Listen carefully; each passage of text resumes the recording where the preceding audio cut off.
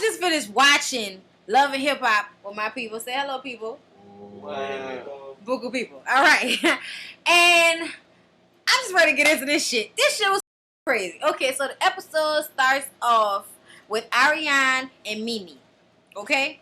And for some reason, Mimi is still... He's in love with Ariane because she's just so chocolate and beautiful. And I agree. I agree. Mm-hmm. Wow. Get it. All right. But anyway, so she's sitting there talking to Mimi, and Mimi is just saying, I was so embarrassed by the whole situation, you know, and it just to be out there at that party, and I'm trying to have fun with my girls, and here, you know, with this foolishness, you know, and at the end, did you see her throw the drink at him? Like, what is going on? Yeah, okay, so she's sitting up there basically acting like she don't know what the going on, and Ariane is like, bitch, I don't know if the dick that good, I don't know if it's too big, too juicy, I don't know what going on, but you need to get your life together and leave him alone. You deserve better. Ariane went a little bit too far, just for me, because I felt like you should not be making it your lot in life to make her realize that she deserves more than this is giving her. Bitch, you need to get yourself a man and worry about your own dick and all of that, alright? Because you just shouldn't be that invested. You can't make a bitch leave a man if he doing all of that, disrespecting her, got in a car with the bitch and left her standing there looking like boo-boo the fool, and she still want to this. That is nothing that you can do. That's like somebody being on dope, being on that boy, being on that white. There's nothing that anybody can do until they are ready. I'm here for you, Ariane. Then we get to Rasheeda. And Rasheeda and her husband Kirk are talking in their kitchen about how Rasheeda got all this new music that's about to come out and drop and go mainstream and pop off like a... But whatever, we'll see. I ain't gonna lie, I like Rasheeda, but you make the type of music that is not really mainstream. It is ATL. People that like that, hey, you know, like, that's not for everybody. That's not a mainstream thing. But I love it. I love it. I love the ratchetness of Rasheeda's music. So, you know, whatever. So she is basically talking with her husband, and their issue is that she brings the issues from the manager, because he's her manager as well. She brings the issues from that into their bedroom. So let's say they get into a disagreement about which song should go to the label. If he wants to pick one song, he'll pick another song just to make her happy, so when they get home, he can still without her, oh, but you ain't want to pick that song I wanted. See, that's why I feel like bitches should never marry their managers. Don't do that shit. Keep your business separate from your life. Because at the end of the day, if you don't know how to separate that shit, that's going to fuck up your marriage. And that's just some unnecessary bullshit. Oh yeah, that Adam's apple is unfortunate. Like, we were sitting here trying to figure out whether this nigga was one of the characters on these smoking commercials with the hole in the neck. Like, do you bend over and your food come out? Like, I was confused about it. I didn't know. And we had to dissect this shit. We actually rewinded and played it back to see what was going on in there. And it just turns out that his Adam's apple protrudes. At least we know he's a man. At least that is recognizable. He's basically saying they need to keep they married life separate. That's basically what he's saying. So then we get to Karlie Red. Karlie Red walks her, you know, fake bootylicious, long Brazilian weave, Candy Alexander looking ass into the studio where Joseline is sitting there looking like a Power Ranger, Rihanna combat, Kung Fu grip. I don't know what the is going on with this bitch. Her hell busted. Bitch, what is with that shiny ass weave? Them titties in the confessional make my head hurt, okay? He fucked my brain. He fucked my brain, y'all. He want my brain. So I'm in the studio and she comes in the studio and I'm like, you know, sit down. Like, he's coming. We have to work. You can sit down. We need to talk, you know? And then she got deep in that voice. I'm sorry. My voice too high for this bitch. I know she's a woman. I've seen the pictures, okay? I know that she is a female, but she needs to gain some more weight. Because when she was a little thicker, she looked more like a woman. And I think Stevie got her on that, you know, losing weight, pumping them up and shit. And that's not a good look on everybody. That doesn't look good on everybody. And it don't look good on her because it make her look like a man. So, bitch, you need to go eat a burger and clear your mind. So, anyways. Joseline, whatever y'all want to call it. So, her name is Joseline. I always say it wrong. I don't give a fuck. Anyway, so Joseline is in the studio looking like a Power Ranger looking like fucking Laura Croft in that bitch. I don't know what was going on with that whole clothes. Anyway, besides my point, y'all. Anyway, so they get that and she sits down. She basically tell her she don't know where she coming from. Why you gonna try to, lie like that and da. And Karlie was like, first of all, I was pumping you up to Mimi. I was saying that you down for your man. I didn't even know. I haven't seen Mimi in years. And she was like, no, that was her man. And I was like, what the fuck? Because the way y'all was in there. And then Joseline decides that she wants to try to act like Karlie Red got stupid written on her forehead and act like I never said we was fucking. No, he is my manager. Now he's your manager, bitch, because he was daddy all up in the restaurant. And she was like, so we kissed. Karlie Red was like, bitch, I saw y'all kiss. I can see. I saw y'all kiss.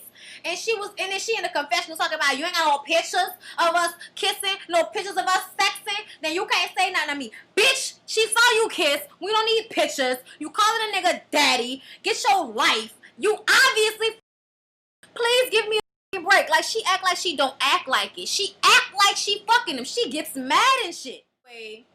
Karlie Red is like, look, whatever the situation is, I want to work with Stevie J, and that's what the situation is. And Joseline is like, she's Stevie's number one Josephine, Beatrice, Brian B. Bubba. You can call me with your feel, popping out the platinum hummer with a platinum grill. I don't know where that came from. Don't ask me. No, because I kept thinking about female names and dudes, and I always think about when Baby was calling himself Beatrice. Beatrice, baby, Brian B. Bubba, you can call me with your feel. You understand me? All right, so anyway, that's besides my point. Ariane. Joseline says that, you need to just go ahead somewhere because Stevie's only working with me because I am the number one priority. Okay? And this bitch can't talk, so I'm trying to understand how she gonna rap or sing. So anyway, she from some island somewhere, but she a stripper bitch, whatever. I think she from the Dominican Republic, Spanish, Honduras. I don't know, this bitch Spanish, whatever. Puerto Rican, I don't know. That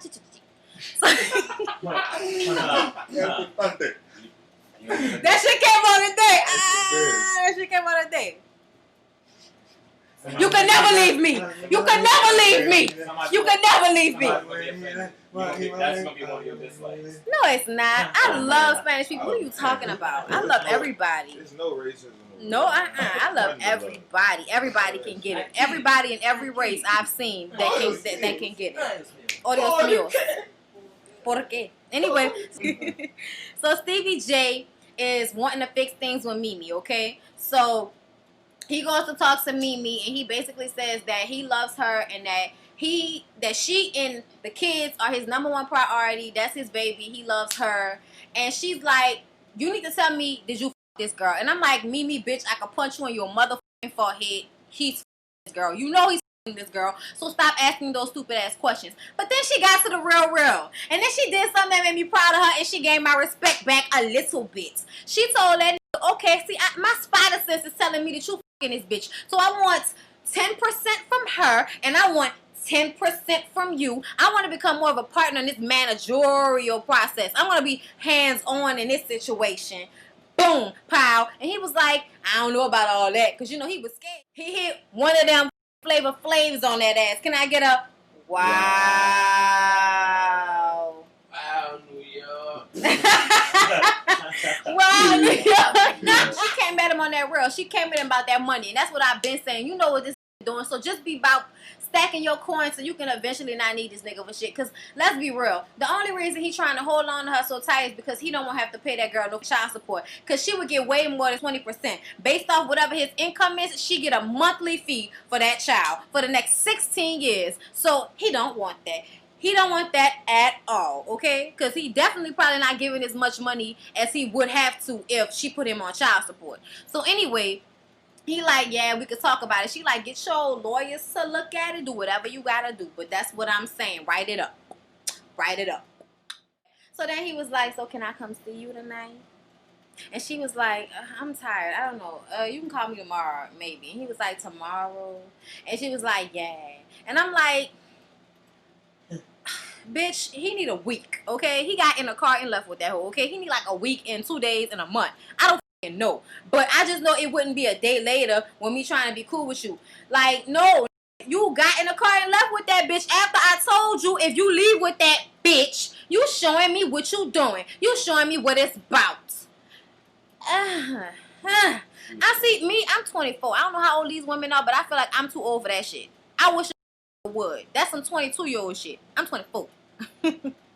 I'm just saying it's a big difference between 22 and 24 out this motherfucker. Anyway, so then we get to Rasheeda and her husband. And they in a car giving us that Love and Hip Hop video. You know, like they like to do like they did with Jim Jones. That one time he was riding in the car singing his own song. And it was like, really? We're going to just put this video insert here inside this motherfucking reality TV show, bitch? This shit's so fucking scripted. It's ridiculous. But I don't give a fuck. It's still entertaining. So stop commenting, talking about, oh my God, this shit is so fake. I watch real shit all day, okay? CNN, ESPN, I'm on the news. I don't need that every day. I need some ratchet shit sometimes, okay? Relax your mind, people. Relax your mind. Yeah, so follow. All right. So anyways, stop looking at me like that. Everybody looking at me. Anyway, thank you. I'm on right now. I'm on. So anyway, they cruising in a Jeep, right? You remind me of my Jeep. I wanna ride something like my sound. I wanna this something like my bank account. I wanna spend it, baby. Something out the way you got me. Girl, you know I want you real bad. All right, that's all the words I know. So let's move on from that. So to my ride, baby. Know you later. All right, so Rasheeda is based. Okay, and I hated what the earrings that this hoe have on with the fucking lips on them. I really want these hoes to chill out with these overly extravagant big ass earrings because I'm waiting for something to happen to rip your mother earlobe off, bitch. I hate them fucking earrings. Them fucking basketball wives earrings with all little balls on them and shit. Them hoes be buying that shit at the fucking hair store, stunting. Bitch, stop that shit. I'm done with that shit. Stop that shit, okay? I love earrings, but it annoys me when bitches find these regular assholes wearing something and then they start wearing it to the degree where every hair store you go into, they got a big ass pair of fucking hoops with little balls on the end. You want some balls, bitch?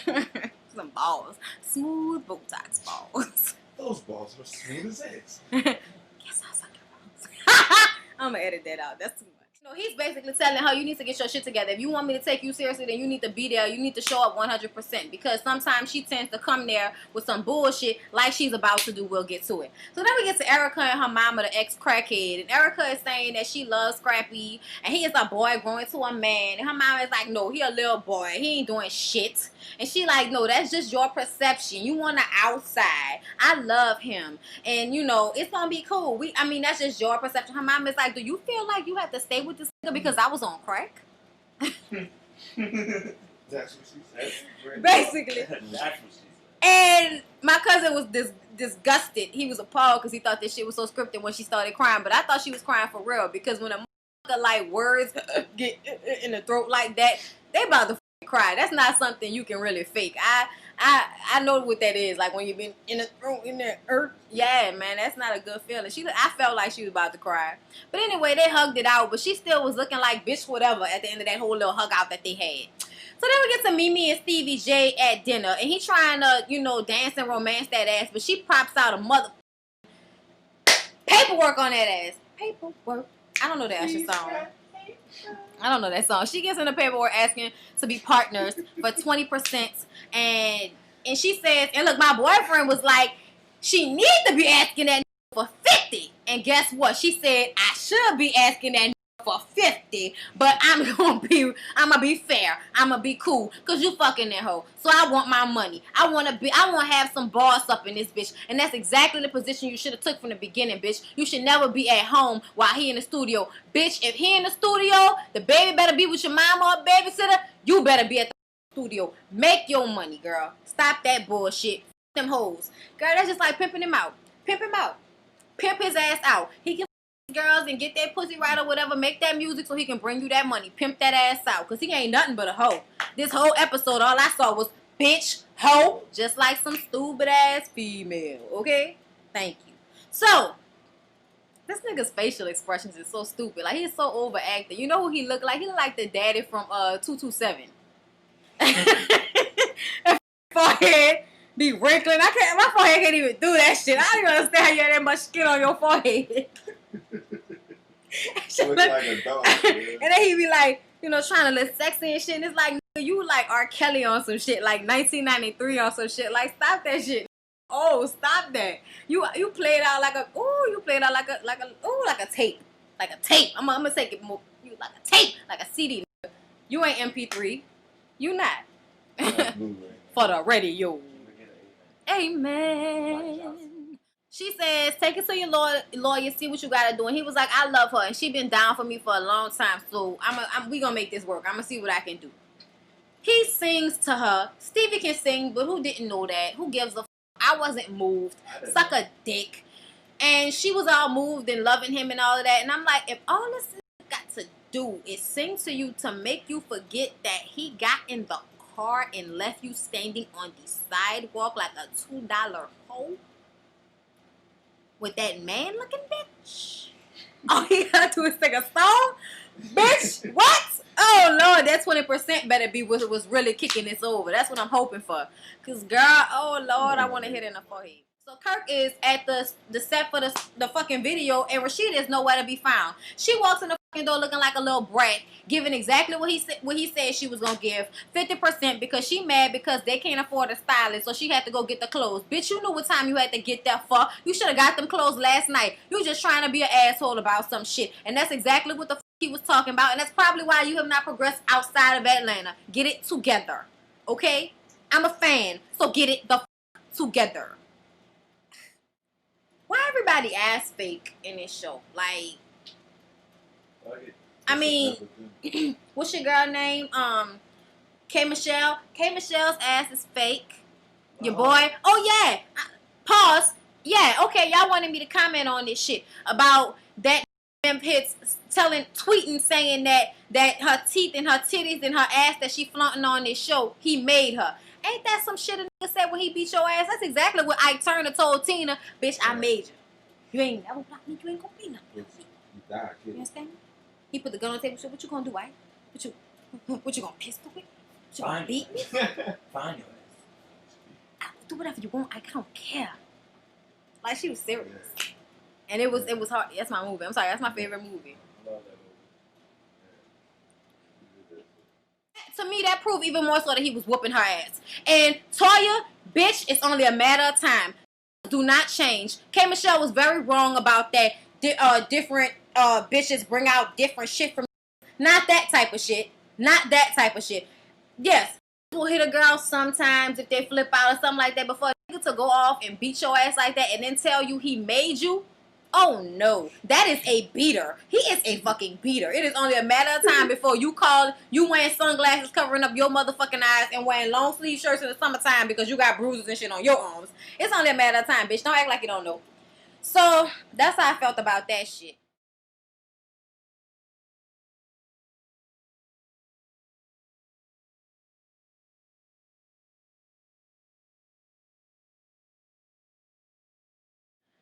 Mimi and Karlie are talking, and Karlie basically tells her, bitch, I did not know what the fuck was going on. I hope you're not mad at me.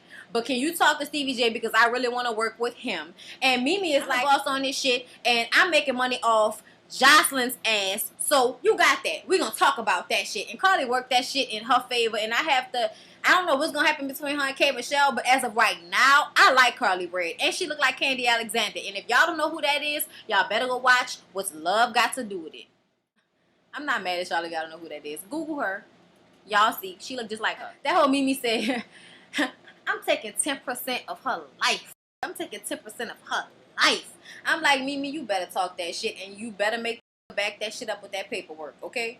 Please don't let him play you out like that. So then we get to Stevie J and Joseline in the studio, and he's trying to teach this hoe how to sing, and I'm like, this hoe can't talk, so I don't even understand what you're talking about right now. Her earrings look like some fucking Mexican tortillas wrapped around and then put over a fucking bell or wire. I don't know what the shit that was she had in her ears, but that shit was whack. Her hair was whack. That whole face is whack. She need to gain that weight back. She really looks like a man. She need to gain that weight back. And watching her cry is not the most, prettiest experience you could ever watch on television. I'm just saying. So she basically hauls out and tells us that she is 3 weeks late on her period, and he's basically telling her, bitch, why you telling me? Okay, what else? What else?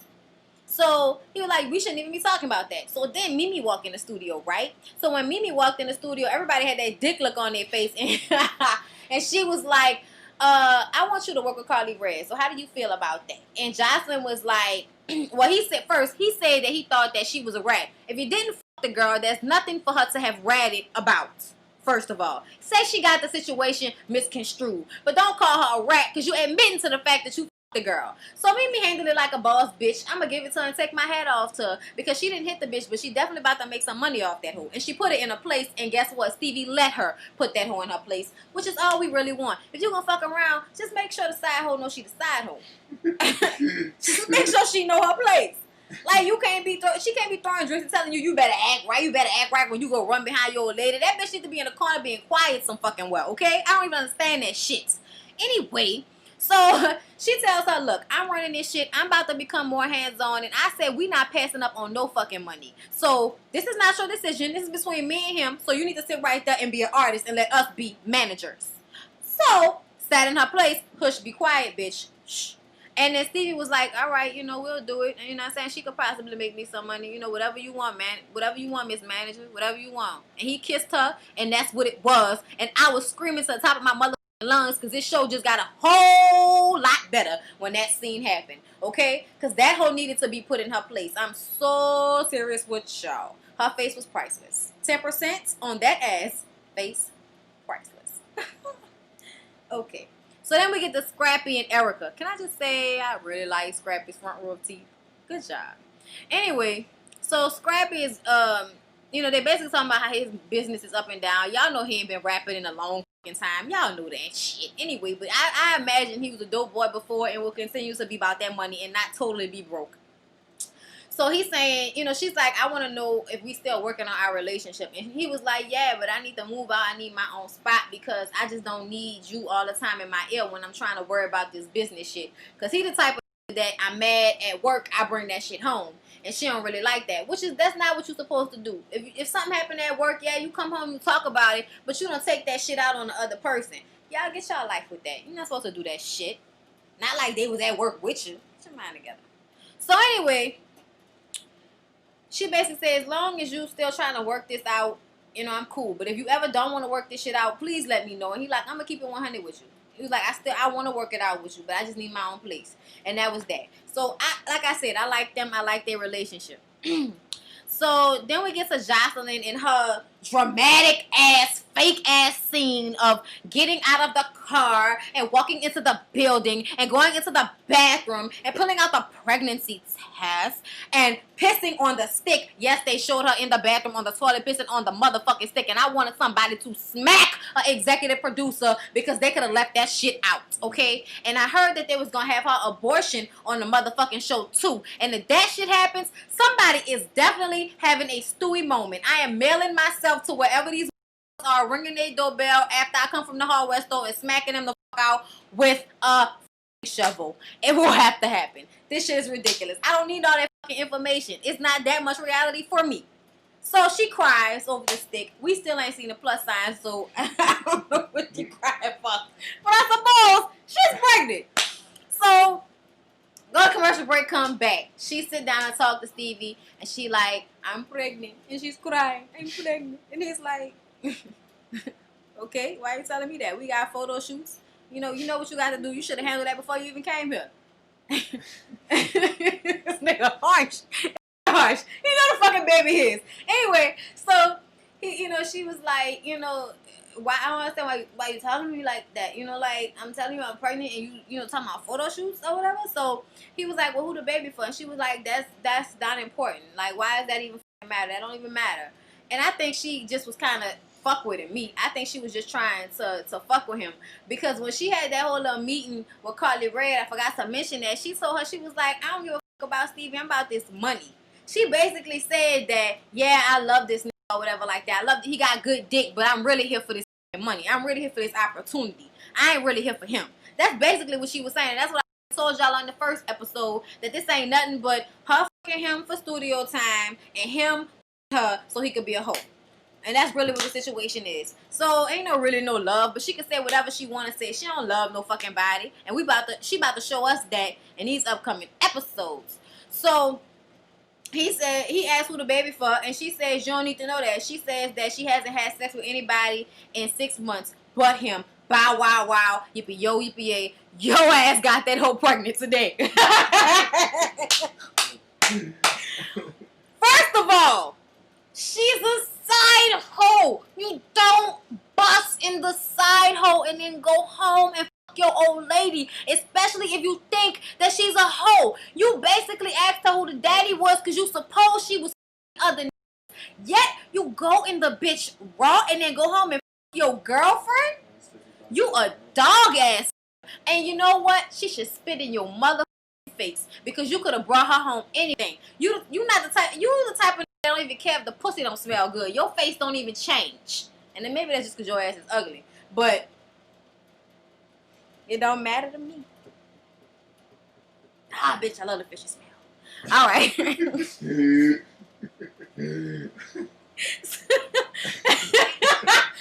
So he basically telling so. You know what I'm saying? Bitch, what you want? She next. It looks like that was the end of the episode, y'all. Like, comment, subscribe. She said the next few episodes look like she gonna start asking that for 50% since she got that baby. And he was like, "What you want 50% of this dick?" He got up and grabbed and said, "You want 50% of this dick?" I was like, "It's horrible. Would this even have a mother? Like, what is going on?" So she gonna have her money. And she gonna sit down and tell Mimi that she pregnant for her man. And Mimi had that dick look on her face. And I don't know how you could not hit a bitch after that. I don't give a fuck whether you pregnant or not, bitch. You ain't that far along. I can still whip your ass and that baby will be fine. It's still an embryo at this point. So, and then we see Stevie J going off on Erica and then Scrappy saying that he gotta go check that. And I can't wait because this need his ass whipped. Pause on him. Put that pause on him. Pause on him. I like Scrappy. I fuck with Scrappy. This episode was only whack for one reason. That's because Mama D wasn't on it. But the rest of it was shy. I loved it. It was fucking entertaining. I don't care if it's fake. I love y'all. The last video is at like 30,000 views. That shit is sick. I hope this video gets just as many. So I thank all y'all for watching my video. Don't forget to like, comment, and subscribe. Say hey to the cast. Hey, cast. Thank you for 100,000. And thank you for 100,000. My channel as of today got 101,000 views. It was 100,000 last night. So thank y'all so very, very much. I appreciate y'all. I love y'all. Y'all know how we do this. And I'll see y'all next time. Peace.